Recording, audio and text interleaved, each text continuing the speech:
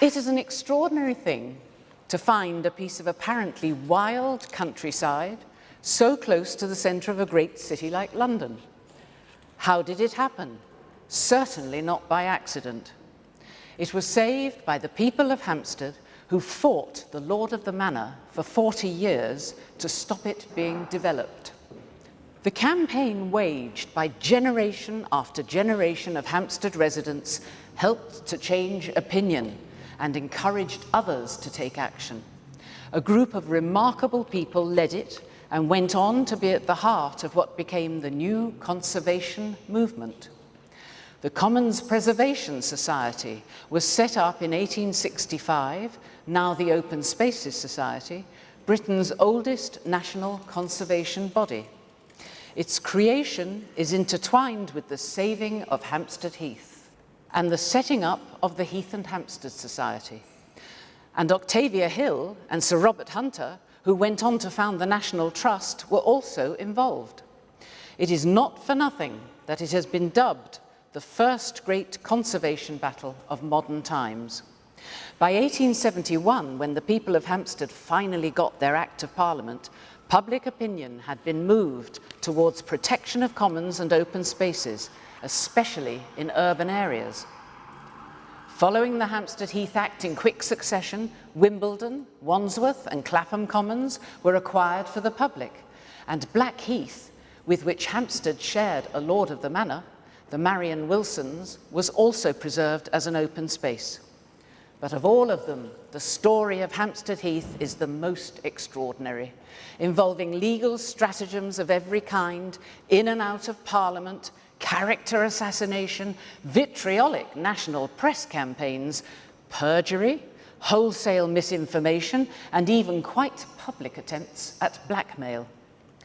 The historian FML Thompson called it one of the hottest metropolitan potatoes of the century. Sir Walter Besant described it as a guerrilla war. The steward of the manor remarked, somewhat ruefully in 1899, that Hampstead had been responsible for furnishing nearly all the leading decisions on copyhold law. And even after their triumph in 1871, they did not stop, spending nearly another 40 years adding yet more land to the original heath. How did it all begin? Why did Hampstead Heath, just one of the many such commons that surrounded London, become so prized? Hampstead's early history follows a pattern typical of such villages, granted to Westminster Abbey in 986 by Ethelred the Unready, recorded in the Domesday Book, passed to new owners following the Reformation. 3 families have owned it as lords of the manor since 1551, when Edward VI gave it to his favourite, Sir Thomas Wroth. His family sold it in 1620 to Sir Baptist Hicks, whose descendants became the Earls of Gainsborough, and they sold it in 1707 to Sir William Langhorne of Charlton in Kent, whose cousins, the Marion Wilson family, eventually inherited it. None of them ever lived in Hampstead. The main Marion Wilson home was Charlton House near Blackheath, and that in itself is an interesting signifier. There is no manor house in Hampstead. The other great landowners by the 18th century were the Earls of Mansfield at Kenwood, the Earls of Southampton on the Highgate side, and Lord Erskine at Spaniard's End. Most of what we now call Hampstead Heath includes farmland preserved from all these great estates. The geology of the original heath, part of the Northern Heights running from Hampstead to Highgate, is a sandy ridge, characteristic of heathland. Under that are belts of sandy clay and water-resistant London clay, and it's crisscrossed by springs and streams. Constable's many paintings, as this one, show it when it was still a real heath, much bleaker and less variegated, with few trees, very different from its appearance today, as I'm sure you'll all agree. It is man's activity, digging and quarrying, tree planting, and often sheer neglect, that have contributed to what we now admire as its great wild and natural beauty. In addition to its main use providing pasture for grazing, it was valued by botanists. John Gerard's famous General History of Plants of 1597 is the earliest record of the flora of the heath. John Keats discovered Hampstead as a medical student when his lecturer in medical botany at Guy's brought his students to the heath on field trips. Its springs and streams, such as the Fleet and the Westbourne, are tributaries of the Thames and were used to create reservoirs by the Hampstead Water Company, today's Heath Ponds, to supply London's growing need for fresh water in the 18th century. There was a large laundry business, the slopes of the heath providing good drying grounds. Windmills can be seen in historic pictures, such as these by Vischer and Constable. There is still a Windmill Hill. In the Napoleonic Wars, the northern heights of Hampstead and Highgate were an important element in the defence of London. There was an Admiralty telegraph relay station on Telegraph Hill, and an exercise ground and rifle range called the Battery between Spaniards Road and the Vale of Health. Here, the loyal Hampstead volunteers went through their exercise in a manner highly honourable to themselves and satisfactory to a numerous body of spectators. A contemporary description. This is not Hampstead Heath, but I thought it gives a nice idea of how it might have looked. What really started Hampstead's popularity was not the scenery of the heath, but the discovery of the chalybeate wells in the middle of the 17th century, the height of the fashion for water cures. From being a mere common, it became a place of resort, with regular entertainments, concerts and plays at the Long Room. There was even a racecourse on West Heath. John Gay was a frequent visitor, and it is said that the disreputable goings-on are thought to be the basis for scenes from the Beggar's Opera. Its healthy situation and fine outlook so close to London added to its attractions, and its scenery began to be appreciated, as Daniel Defoe wrote in the 1720s. Hampstead is indeed risen from a little country village to a city, not upon the credit only of the waters, but company, increasing gradually, and the people liking both the place and the diversions together. On the top of the hill there is a very pleasant plain called the Heath, which on the very summit is a plain of about a mile every way, and in good weather 'tis pleasant airing upon it. But it must be confessed, 'tis so near heaven that I dare not say it can be a proper situation for any but a race of mountaineers whose lungs have been used to a rarefied air nearer the second region than any ground for 30 miles around it. That was a favourite quote of Jerry Eiserman, actually, if any of you remember him. By the end of the 18th century, that company had increased to include a rather more rowdy class of people and too many pleasure seekers. The spa's reputation began to decline, and by 1811 it was finished. But Hampstead's attractions as a desirable country resort only 4 miles from London were now well established. The village had grown into a town, and about a quarter of the heath, west of the heath, had been enclosed to build fine houses for the steadily rising population of wealthy gentry. In fact, everything up to the Heath Street was Heath originally, and then it spread between Heath Street and East Heath Road. One such wealthy family was that of Samuel Hoare, of the philanthropic Quaker banking family, who came to live at Heath House in the 1790s, and whose family were to play a critical role in the saving of the heath.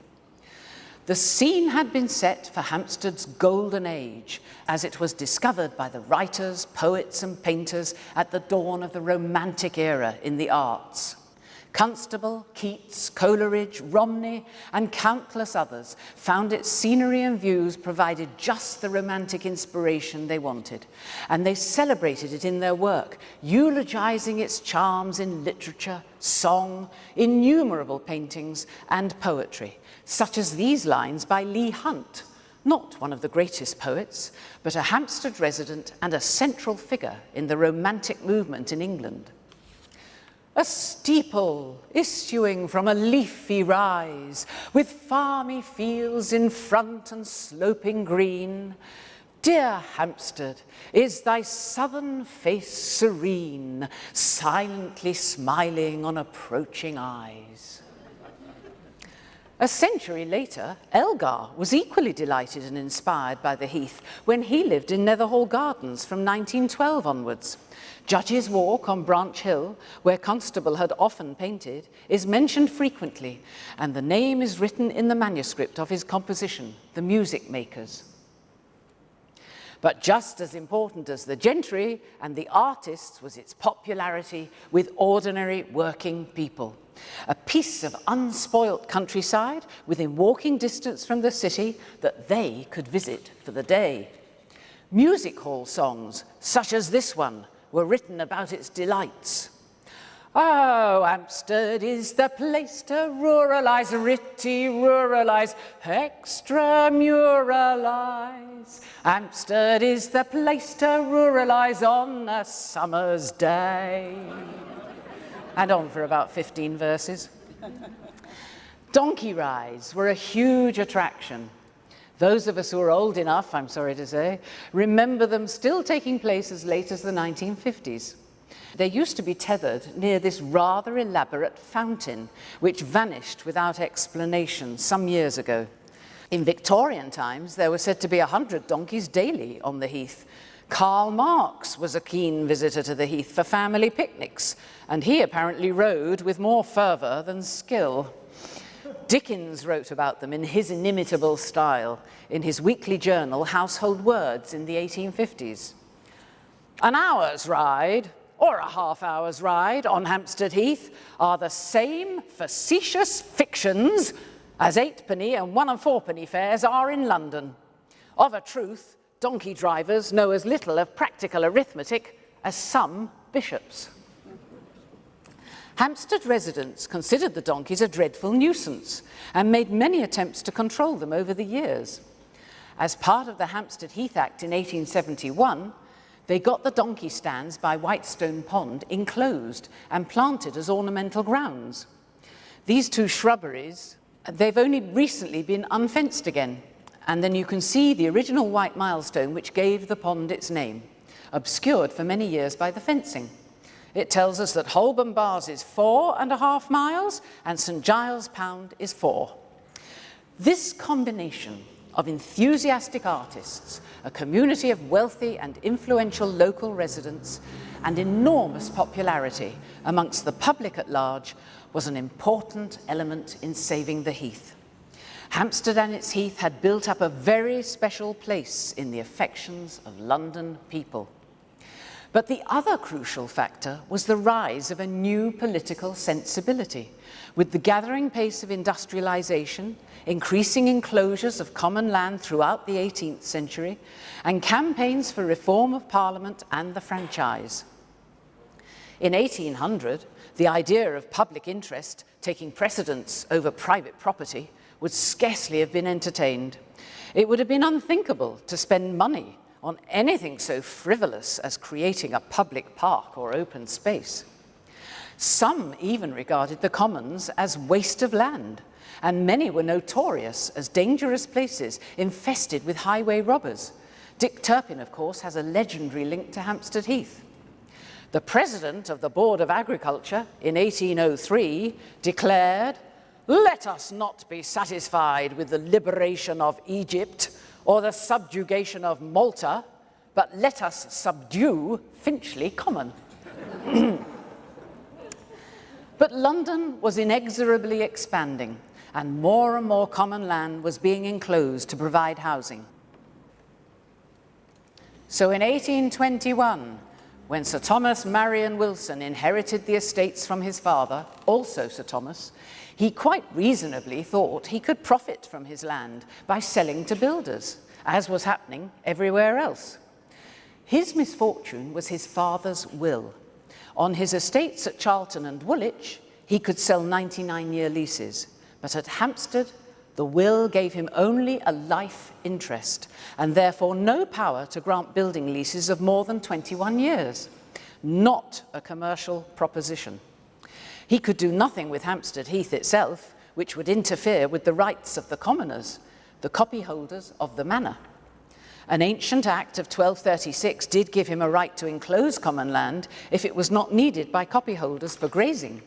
But by 1820, Hampstead's copyholders were wealthy men who had bought their properties on the basis that it was open countryside, and they were not going to give consent for their environment to be ruined.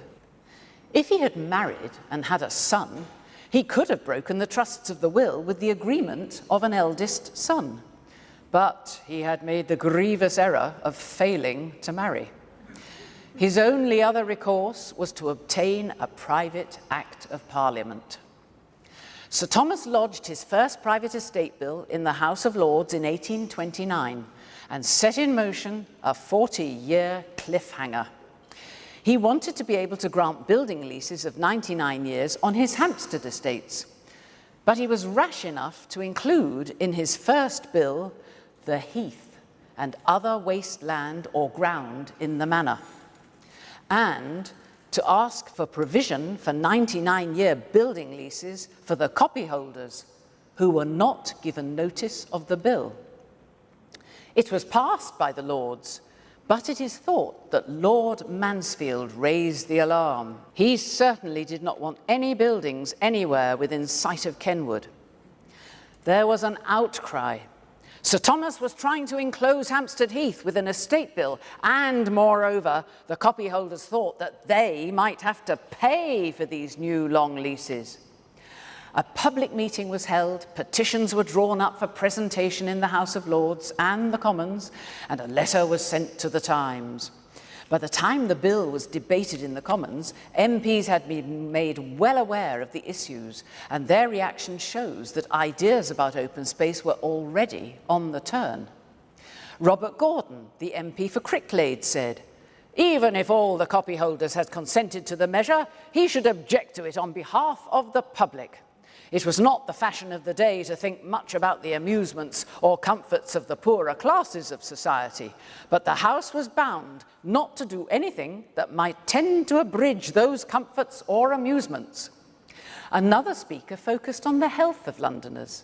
No place was so advantageous to them for the restoration of their health as the Heath at Hampstead. It was a common source of good to all classes in the metropolis. Sir Joseph Yorke went so far as to urge that it was time to start restricting the growth of London. The wide press coverage also deplored any proposal to enclose the Heath. The Sun pointed out that it has long been looked on by the majority of London tradesmen and their families as a place of chosen resort, while the Morning Herald said the comforts of the lower classes are too much neglected by the aristocracy.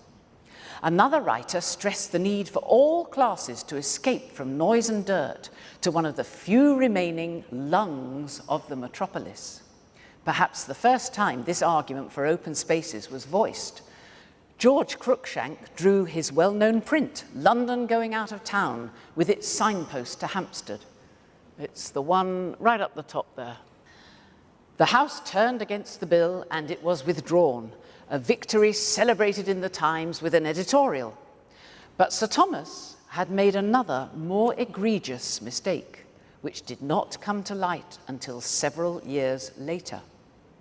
In presenting the bill, he claimed that it was a mere oversight that his father had restricted the leasing powers at Hampstead, and his bill was hardly more than a legal formality to remedy that.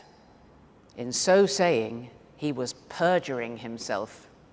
The fact was that 4 years earlier, when he was fighting the plans to build the new Finchley Road across his land, he had claimed the opposite. In a written statement, he said that when his father was asked if he would grant 99-year leases at Hampstead, he said no, and expressed his sentiments for leaving that as it was. So it is quite clear that old Sir Thomas's failure to give his son building powers in Hampstead was not an oversight, but a deliberate intention. At that stage, the Hampstead campaigners were unaware of this statement. Had it been generally known, it is unlikely that Sir Thomas's estate bills would have got any hearing at all. In private bill legislation, it would be rare for Parliament to flout a testator's expressed wishes and intentions. But the young Sir Thomas chose to forget and suppress what he had so firmly recalled in 1824. And from 1829 onwards, he stubbornly maintained the opposite case. He presented his bill again the next year, now carefully revised so as not to mention the Heath, the copyholders, or the 99-year leases. But the damage was done, and the locals were on the lookout. 2 more petitions were presented, and Lord Mansfield again spoke against it. It was thrown out. Sir Thomas challenged Lord Mansfield as to why he was so opposed to his estate bill, when he never opposed other private estate bills and had not assisted him in fighting the Finchley Road plans. Mansfield's reply was illuminating. Other estates for which private bills come before Parliament are not at Hampstead, and the new road through your property does not come near Kenwood. There has been much speculation about the real motives on all sides. Why did Sir Thomas's father place such restrictions on the inheritance? Were the motives of the opposition as altruistic as they claimed? Self-interest was certainly a large part of the original opposition. Local inhabitants like Lord Mansfield did not want their amenities spoiled and the value of their estates compromised by the addition of rows of extra houses. Indeed, it was Mansfield's father, the second Earl, who in the 1790s got Hampstead Lane dug up and rerouted away from its original path in front of Kenwood's front door. And in the 1840s, the Mansfields went to great lengths to buy up the surrounding farm and meadowland from the Southamptons and Lord Erskine to prevent it being developed when they were selling up. But if the copyholders had been greedy, they could quite legally have divided up the heath between themselves and the lord of the manor at any time before 1866. Sir Thomas was only doing what hundreds of other landowners were doing. The historian F.M.L. Thompson calls his chapter on the Heath battle character assassination. He portrays Sir Thomas as being quite restrained in view of the provocations he was under. But Sir Thomas did not help himself with his stubborn approach. The press cast him as the villain of the piece, a wicked, grasping landowner. And the more one examines the evidence, the more this appears justified. Why could he not have been content to build on his land near the Finchley Road? And it appears that he behaved in a similarly unreasonable way at his other estates outside London, also riding roughshod over public opinion. Perhaps his real misfortune was his timing, arriving on the scene just as a new understanding of the value of preserving open space for public amenity was developing. 14 years were to pass before Sir Thomas tried again with a third estate bill. But in that time, changes in the political and social mood had escalated. Concern about health and the problems of overcrowding and disease in the rapidly growing industrialized cities continued to rise. The idea of providing open space for outdoor recreation for the general public was becoming a possibility. And with every year that passed, it became more thinkable that public money might be spent on open space for large towns. A wonderfully named Select Committee on Public Walks, set up in 1833, it sounds more like something out of Monty Python to me, recognized the need for municipal parks in urban areas in their report. In 1836, a new act exempted common fields near towns from enclosure. By the 1840s, the provision of public parks was seen as an important factor in improving living conditions. Primrose Hill was the first open space to be bought by government for this purpose, secured by an Act of Parliament in 1842, followed by Battersea Park in 1846. So in 1843, when Sir Thomas bombarded the area with printed circulars explaining that he did not intend to interfere with the copyholds and that he had no intention of enclosing the heath, He was not believed. More meetings were called and petitions were drawn up, all again widely reported in the press. Furthermore, the information about old Sir Thomas's will had now become public knowledge. An editorial in the Morning Herald is typical of the strong support in the press and shows how far opinion had moved. At a time when every exertion is being made by government to throw open the hitherto restricted places of healthful enjoyment, an attempt is being made by certain interested parties to deprive myriads of almost the only enjoyment within their reach, and to shut out the free air of heaven from the toiling mechanic by covering Hampstead Heath with bricks and mortar. The Pictorial Times described it as legalized robbery of the public by depriving them of the solace of Hampstead Heath. The bill was withdrawn. In 1844, Sir Thomas tried a different tack with a bill to give him power to sell the whole Hampstead estate, including the lordship of the manor, valued then at about £180,000. Lord Chief Justice Denman declared, "It would be wrong to contravene his father's deliberate intention. Thousands of Londoners daily enjoyed the Heath during the fine months." Lord Mansfield and Samuel Hoare led the attack, and the bill was thrown out by the Lords. Sir Thomas now decided to try to develop the land himself at his own cost. He commissioned plans to convert 60 acres of meadowland between East Heath and Parliament Hill into a park with 28 large villas, like those in Regent's Park, to be called East Park. The red bits show what was left of the original heath at that time, and all the rest was farmland round it. Although the land was not part of the heath, it had long been used for walking, riding, or admiring the view, and crucially, access to it was across the heath, because that's the point. The red bit was public land, but the bit the other side was still private farmland. He told a neighbour in Hampstead, "I am about to carry out all my projects for the improvement of my property, and so put both landlords' and builders' profits into my pocket. And that which I shall do shall be a standing answer to the lies and falsehoods of Mansfield and Hoare and Co." But he told no one else of these plans, so there was consternation when work started on a road across the heath from Jack Straw's to Pond Street, leading to a viaduct in East Park. He staged an extravagant ceremony in 1845 to lay the foundation stone of the viaduct, with free beer, the firing of cannon, and a firework display. What had been a swampy valley was supposed to be drained to form an ornamental pool.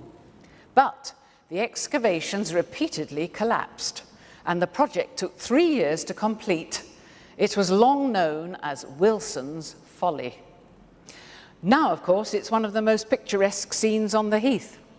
He also planted several thousand willow trees and firs and Turkey oaks on East Heath itself to convert it into an ornamental park as an amenity for his proposed new houses. Charles Dickens took a pot shot at him in his journal, Household Words. "We have noticed a number of infantile trees encased with wooden hurdles. Who planted them? Had he any business to do so? They are an eyesore. Where will they end? Did not someone once say that somebody, we forget and do not care who, tried to enclose Hampstead Heath? If he does so, may his heirs find a quick road to their inheritance. It must have been some half-fledged baronet, the second of the family, who, having a half title to his own property, fancied that no title at all might suffice for appropriating that of the public. Whoever he was, may his dreams be redolent of Smithfield, may nightmare tread with donkey hooves on his chest, and may visions of angry laundresses scald his brain with weak tea. In another irony, these trees are regarded by many today as being one of the Heath's great glories. Sir Thomas got no further with this scheme, probably realising that the expense was beyond his resources, and there was a brief lull in his activities. But in the meantime, a new generation was emerging in Hampstead, for whom public interest and a genuine concern for public access to open space really was their prime motivation. Samuel Hoare's son, John Gurney Hoare, who lived at the Hill in North End Way, where Inverforth House now stands, now took a leading role and came to be known as the man who saved the Heath. He was a popular figure in Hampstead, chairman of the Bench of Magistrates and a member of the Vestry. Another Vestry member, Philippe Le Breton, a lawyer originally from Jersey, who lived in Milford House, John Street, which of course is now Keats Grove, also played a prominent role. They were later joined by the Liberal MP, George Shaw Lefevre. He was a crucial and influential figure in the new conservation movement and made a major contribution to the saving of the Heath and to the preservation of open spaces generally. In 1853, there was a curious and little-known diversion in the story, the Cockerell Plan, which might have turned the whole area into a sort of Regent's Park Mark II. Charles Cockerell, a Hampstead resident, saw a wider issue at stake. He realised that any attempt to save the Heath must consider the adjoining lands. He proposed a scheme to include the Heath with East Park, South Hill Park, Golders Hill Park and Telegraph Hill, all to be laid out as Hampstead New Park based on Nash's ideas at Regent's Park. The Hampstead Vestry supported this. Following a public meeting, John Gurney Hoare and Philippe Le Breton led a deputation to the Prime Minister, Lord Aberdeen, to appeal for the government to make the purchases, no doubt with the example of Primrose Hill in mind. Aberdeen was sympathetic, but he advised them that the whole expense could not be borne by government without some local contribution, and the plan fell through. And while the Heath defenders were actively campaigning for government support, they were also fighting off Sir Thomas's renewed attempts to get estate bills through with three more between 1853 and 1855, all defeated. 1855 also saw momentous reforms to local government. The Metropolis Act provided for the first time a new central body for London, the Metropolitan Board of Works, which could raise money from Londoners for the benefit of the capital. Vestries were reformed by the introduction of elections. The new Hampstead Vestry wasted no time in stepping up the campaign to secure the Heath for the public. When their deputation to the new board in 1856 was refused, they went directly to government with the support of Marylebone and St Pancras to press their case. But they were deflected back to the Board of Works as being the proper body to deal with it. They even tried promoting their own private bill for the purchase of the Heath, spending several £100s in 1858 in preparing a Heath bill. But as it too assumed that the Metropolitan Board would have to find the £400,000 required, the bill was rejected. Although all these efforts failed, they showed that support for the principle had grown. The Metropolitan Board's Private Bill Committee acknowledged the importance of retaining open spaces in the metropolis and the great advantage that would accrue by the purchase of Hampstead Heath. They urged the board to give it their serious attention. But it was another piece of legislation that put a stop to Sir Thomas's estate bills and so paved the way for the successful outcome of the campaign. The Leases and Sales of Settled Land Act was introduced in 1855 as part of a general reform of land law to ease the situation of tenants for life and restrictive entails, so often the bane of characters in Jane Austen novels. The Act passed through the Lords easily enough, But when it reached the Commons, the London MPs realised that it might enable Marion Wilson to get his way over his Hampstead estates. With the huge popularity of the Heath, any MP with London electors could not afford to allow it to be threatened if he wanted to be re-elected. Lobbied and briefed by John Gurney Hoare and led by Sir John Shelley, MP for Westminster, they hatched up a clause that barred anyone who had previously applied to Parliament and been refused from being eligible to make use of this Act. Known as Section 21, it was clearly aimed at Sir Thomas, and it was said that he was the only man in England to whom it applied.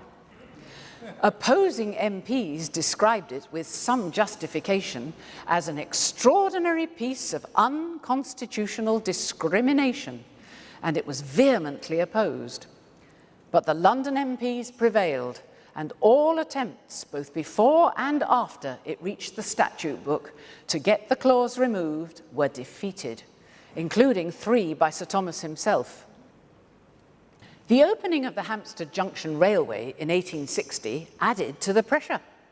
It made the Heath easily accessible to East Enders, and mass enjoyment of it grew even more, with up to 100,000 visitors arriving on holidays. After 30 years of frustration, thwarted from capitalising on his inheritance and blocked by the notorious Section 21, Sir Thomas escalated his war of attrition. Exercising his manorial rights, he went in for commercial exploitation of every activity he could for whatever he could get, in defiance of local opinion. If he could not build houses on his East Park estate, he turned it instead into an unsightly brick field.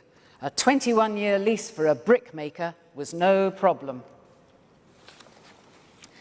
Here we see Spaniards Road in the 1820s, before the sand and gravel were carted away in huge quantities on either side of it, which turned it into what today is a raised causeway, although you don't notice it very much because of the trees. Those who hung washing out on the Heath or ran geese on it were made to pay. The London Dyeing Company were allowed to cover large areas with unsightly wooden beating frames. He even managed to turn a penny from the Heath's growing popularity. An Italian ice cream vendor was licensed to put up a temporary refreshment room called the Rotunda near Downshire Hill, and he regularised the fares on Hampstead Heath that were becoming a popular feature in order to profit from the crowds brought by the railway. He also began to examine other legal stratagems to see if he could find a way to build on the Heath itself, an intention he had always previously denied. The first rumblings of this appeared in the local press in 1861. The idea was that by granting copyhold franchises only to his own nominees without conditions prohibiting building, he could eventually acquire the freeholds strip by strip and sell them off as building plots. If he was not allowed to develop his estates, from now on he would use the Heath as a hostage. John Gurney Hoare called a public meeting in 1862, at which a resolution was moved that if Sir Thomas were to abandon plans for the East Park estate and build only on his Finchley Road estate, his application would not be opposed. Sir Thomas replied that he was ready to meet them in court, but was not ready to pay a bribe. By 1865, concern about the threats to open spaces had reached the highest levels of government. A select committee was set up to inquire into the best means of preserving them for the public. George Shaw Lefevre was a member and played a crucial role in its deliberations. Sir Thomas himself appeared before the committee, claiming, "It never entered my head to destroy Hampstead Heath at all until I found that I was thwarted in every bill that I brought into Parliament." But when asked if he was prepared to discuss any kind of compromise, he said, "No, I make no compromise and no promise." The account of his session makes quite clear that he regarded the Heath as his own private property, to enclose and build on at will. One of the committee's important conclusions was to reject the argument that lords of the manors could do what they liked with their commons if the commoners' rights had become extinct through non-use. Their recommendations became the Metropolitan Commons Act in 1866 and introduced a power to approve schemes of management of commons as public open spaces. But this led to many lords of the manor around London moving swiftly to enclose their commons before action was taken to stop them. Shaw Fever acted equally swiftly, and together with the Hampstead campaigners John Gurney Hoare and Philip Le Breton, founded the Commons Preservation Society to resist these enclosures. Hampstead Heath was to be the first of its battles. Meanwhile, Sir Thomas, having once said that he would continue to promote estate bills until Parliament got tired, was doing just that, with more bills in 1865 and 1866, again unsuccessful. So he raised the stakes even further by starting to build a new estate office on the Heath near the Flagstaff by the Whitestone Pond. Legend has it that the locals would go at night to pull down the walls as fast as they went up. Those were the days. If you tried that today, you'd find yourself up before the courts in pretty short order, I should think. I wish we could, though.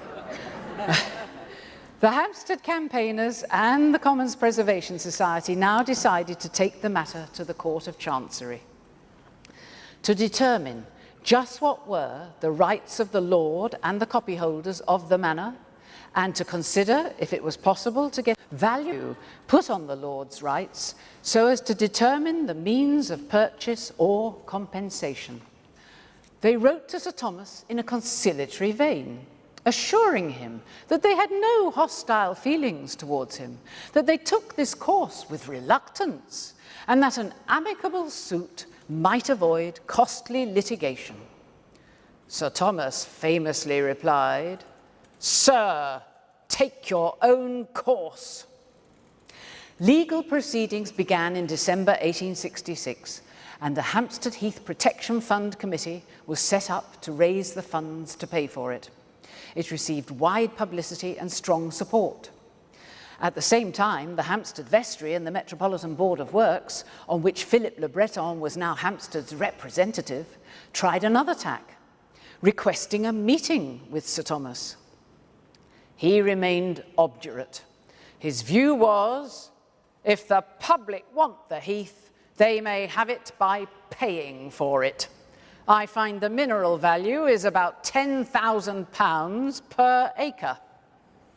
Such a price, a possible £2.5 million, was out of the question. They decided to await the outcome of the lawsuit. In June 1868, the case came before the Master of the Rolls. But in something of an anticlimax, he would not give judgment until certain issues of fact were tried by a special jury. This was possibly a deliberate delaying tactic in case something turned up. It did. On the 5th of May, 1869, as historian Thomas Barrett delicately put it, another mediator intervened. Or, as a vestryman remarked, rather more unkindly, the hopes of Hampstead people were brightened by the death of Sir Thomas. His brother, Sir John, a more reasonable man, thank goodness, succeeded him, and negotiations were reopened. He agreed to the manorial rights in the Heath being purchased by the Metropolitan Board of Works for £47,000. Remember, 400,000 was being quoted before. In 1871, the Hampstead Heath Act was passed, stating that it would be of great advantage to the inhabitants of the metropolis if the Heath were always kept unenclosed and unbuilt on, its natural aspect and state being as far as may be preserved. The Metropolitan Board took formal possession of the Heath on January the 13th, 1872, and with a brief ceremony, it was of course pouring with rain, dedicated the heath to the free use and recreation of the people forever. But the Commons Preservation Society were disappointed that the Chancery action was not fought, because had it been won, it would have established an important precedent for the general cause of preserving commons. Moreover, the price might have been less, and with the new Commons Act, was it really necessary to have paid Marion Wilson for the heath? The land saved was only 222 acres. Today is over 800. There was more work to do. I hope you can see from that map, these pale green bits are the original heath that was saved then, and then you can see all the other additions there. This is a wonderful map from one of our early AGM reports, 1928. Trouble began straight away over how the heath should be managed. The Times called on the Metropolitan Board to repair and beautify the heath by laying it out as a park. Horror! They had clearly missed the whole point. Fortunately, Philippe Le Breton was now chair of the Metropolitan Board's Parks Committee and squashed any such idea. He reminded everyone that it was supposed to be kept in its natural aspect and state, and that is how it would stay. The tight-fisted board naturally welcomed this approach. When a new lord of the manor, Sir Spencer Marion Wilson, succeeded in 1876, the land stretching from Kenwood to Parliament Hill was still open country and ripe for development.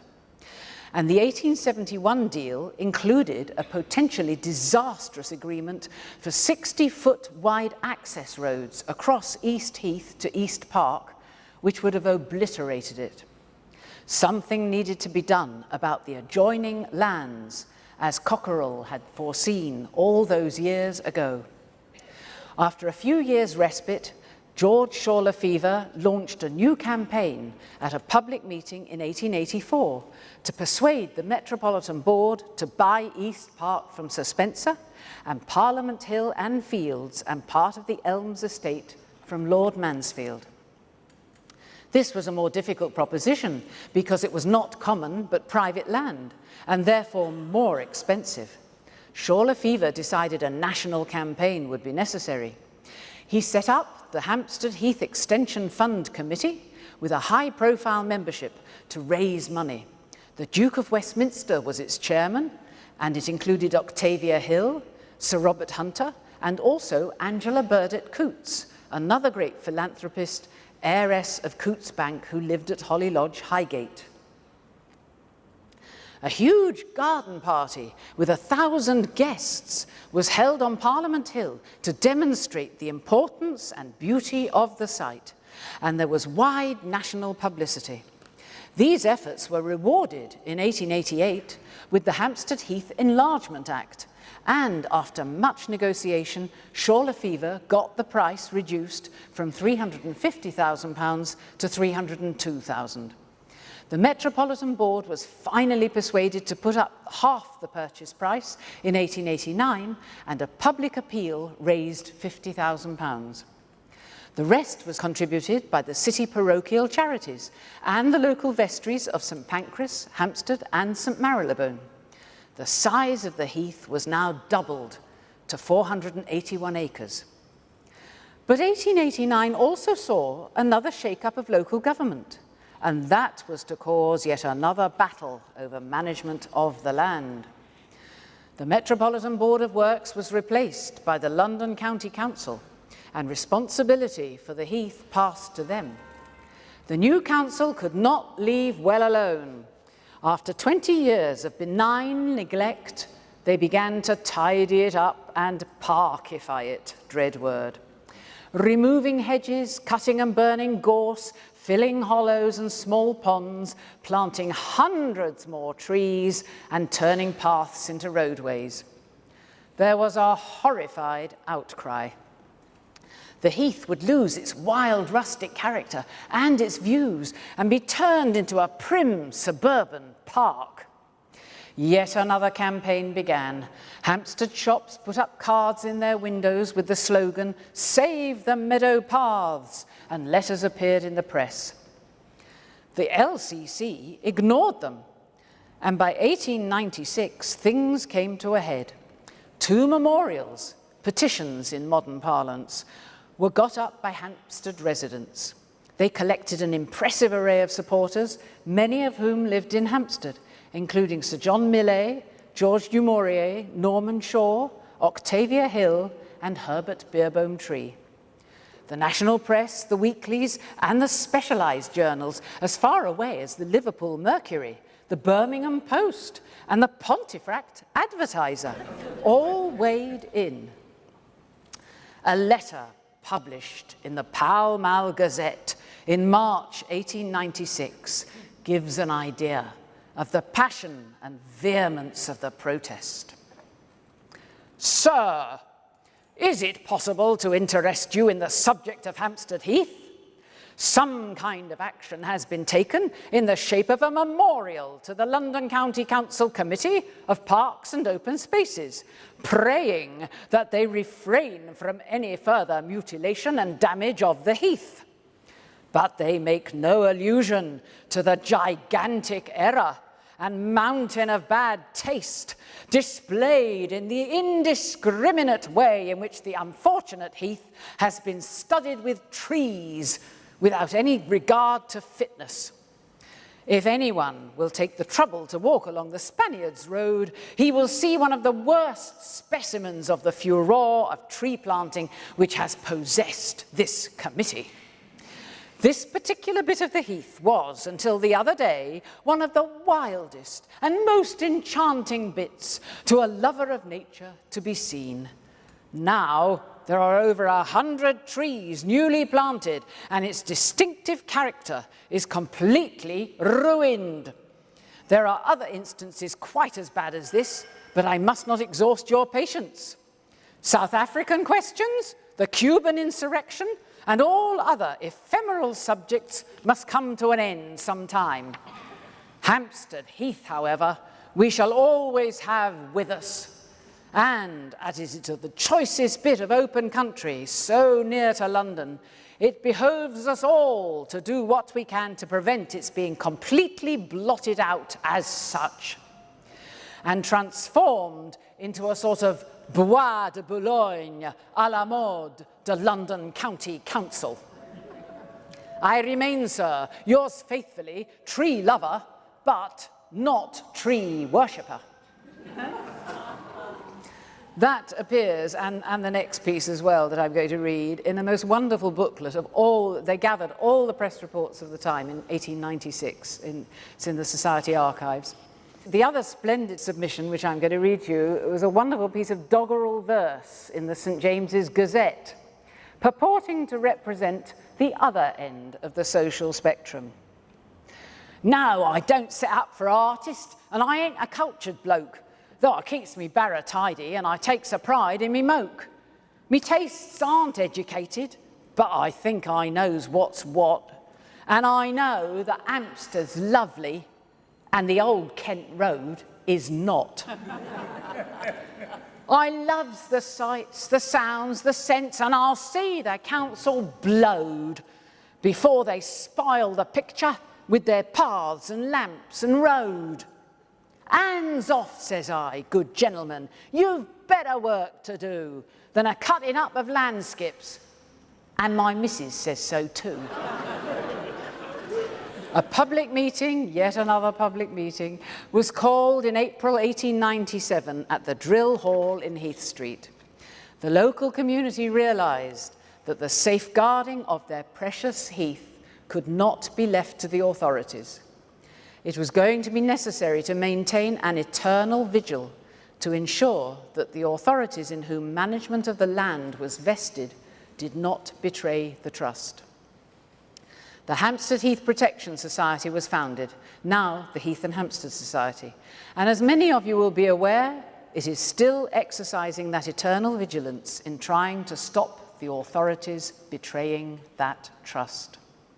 With a distinguished roster of supporters, the Duke of Westminster was its first patron, followed by the Earl of Mansfield, and then George Shaw Lefevre himself, who by that time was raised to the peerage as Baron Eversley. In the same year that the Society was founded, a campaign to save the Golders Hill Park estate was launched. Members of the Society worked with Thomas Barrett, chairman of Pears Soap, Hampstead resident and devoted Hampstead historian. He bought the estate outright for £38,000, content that the money could then be raised by subscription afterwards. Yet another new campaigner entered the fray in 1907, when the redoubtable Henrietta Barnett came together with the Society's secretary, Emily Field, and George Shaw Lefevre to save the Heath extension land. The last major piece of the jigsaw was Kenwood, and again members of the Society joined with others to save it from development. The era when the Mansfields had done all they could to preserve the surrounding land from development had long gone. Now they lived at their estate in Scotland and wanted to be shot of Kenwood. After a long campaign, the matter was finally settled in 1925 through the generosity of Lord Ivy, who bought the estate and donated it for use by the public. So after nearly 100 years of campaigning, the 800 acres of the Heath we know today was finally secured. The story continues right through the 20th century until today. In each generation, Hampstead residents have come together to defend the Heath and to add to it when possible. But threats still hover. Will Athlone House be replaced with a bombastic monstrosity towering over the landscape, described as a mix of Stalinist palace and Victorian asylum? That's the new proposal, not the nice old one. Will the Society be able to stop the city building massive new dams round the ponds?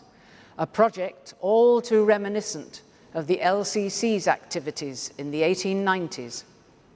As Thomas Barrett wrote in 1912 in his Great History of Hampstead, it is still necessary to keep a watch over this great breathing space. From time to time, even now, encroachments are attempted, and but for the safeguarding vigilance of the Hampstead Heath Protection Society, the Heath, in spite of its Act of Parliament, would not long be permitted to remain intact. He knew whereof he spoke. But in the words of the Pall Mall Gazette letter writer, I must not exhaust your patience. Further detail on all this must wait until another occasion. I leave you with two quotes. Geoffrey Hutchinson, QC, later Lord Ilford and chairman of the Society in 1950, admonishing the LCC. They should remember that the Heath and its various additions were not secured for the people of London by their initiative or that of their predecessors, nor solely at their expense. They should therefore be scrupulously careful to observe the conditions upon which the Heath was vested in them, and to avoid anything which may seem to infringe these conditions. But I think my favourite is this one from the Ham and High in 1900. Mr. Payne remarked that there were 120 lunatics in asylums chargeable to this parish. It is said that some of the worst cases come from Hampstead.